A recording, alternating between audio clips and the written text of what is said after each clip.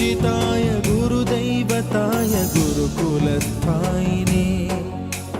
गुरुविक्रमाय गुह्यप्रवराय गुरवे गुणगुरवे